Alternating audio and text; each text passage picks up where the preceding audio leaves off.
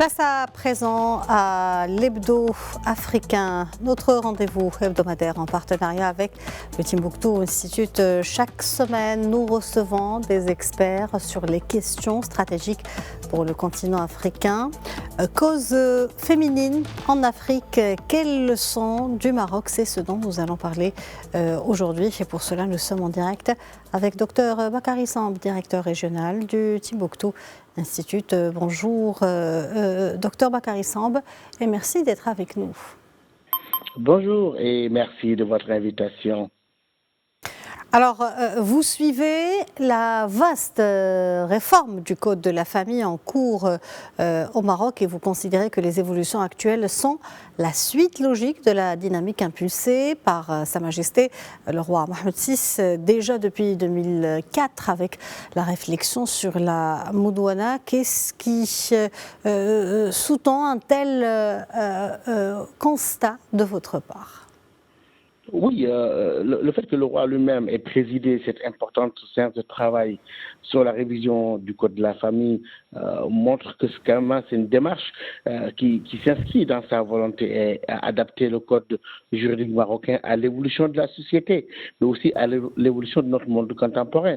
Je crois que le renforcement de la famille marocaine, la question de la révision du Code aussi avec l'analyse des valeurs religieuses et sociétales montre qu'il y a véritablement un engagement royal de faire évoluer les choses, notamment sur beaucoup de points qui semblent aller dans le sens de l'évolution des droits des femmes et la consolidation de la famille, certes, mais aussi une adaptation aux réalités modernes de la femme qui, à mon avis, c'est quelque chose de très, très inspirant pour certains pays africains.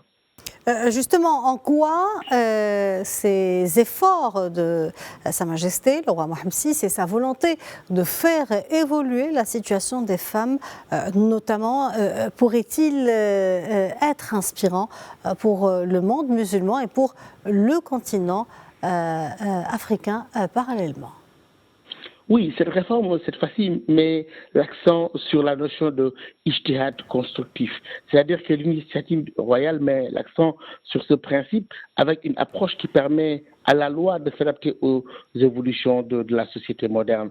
Et quand on voit des questions cruciales que ce code soulève sur l'acte de mariage, sur les Marocains de l'étranger, sur l'âge minimum du mariage, sur la question de la polygamie et de la monogamie, l'héritage des filles, la différence de religion et la question du domicile conjugal, on voit que là, le Maroc montre la voie, qu'il est possible d'interroger ces textes selon les réalités du temps, qu'il est possible de faire évoluer les choses et de s'appuyer sur la notion d'ijtihad qui est une notion très très importante dans l'élaboration juridique musulmane et qui permet à l'islam et qui permet aux sociétés musulmanes de vivre selon les réalités de leur époque sans s'éloigner des principes fondamentaux de la charia. Et là, je pense que le Maroc donne un exemple assez important, non seulement aux sociétés maghrébines et du monde arabe, mais aussi à l'Afrique subsaharienne, où aujourd'hui il y a beaucoup de problèmes qui persistent.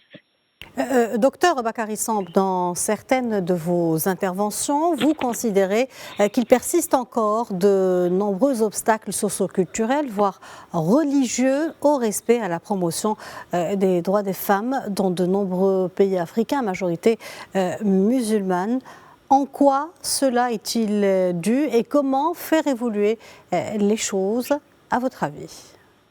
Oui, c'est-à-dire qu'ici, en Afrique subsaharienne, nos sociétés ont hérité du rite malikite à partir d'écrits et d'ouvrages provenant du Maghreb. Alors que même les sociétés maghrébines en Tunisie, au Maroc et ailleurs ont fait une relecture de ces textes-là en les adaptant aux sociétés et donnant l'importance à la notion de urf, à la notion de ijtihad, alors qu'ici, nous sommes restés collés à des textes qui datent du XVIIe siècle ou même avant, sans que les islamologues aient la latitude de faire le travail nécessaire de réinterprétation. Alors qu'au Maroc, avec le leadership de Sa Majesté, le fait, la commanderie des croyants lui permet d'impulser une dynamique de réforme qui pousse les ulémas à réfléchir sur ces questions modernes-là.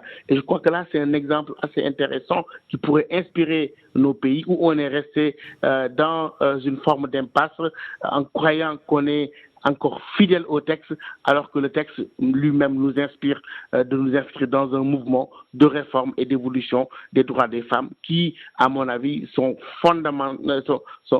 une donnée fondamentale de l'évolution de nos sociétés modernes. Et là, Sa Majesté le roi Mohamed VI, après les efforts de 2004, montre encore qu'il est possible que les musulmans se fraient une voie beaucoup plus large vers la modernité.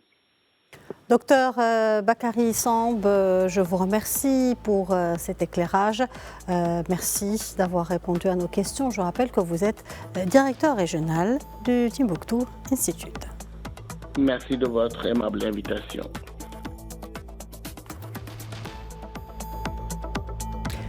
Voilà, c'est ainsi que s'achève cette édition. Merci de l'avoir suivi. Restez avec nous. L'information continue sur Média TV.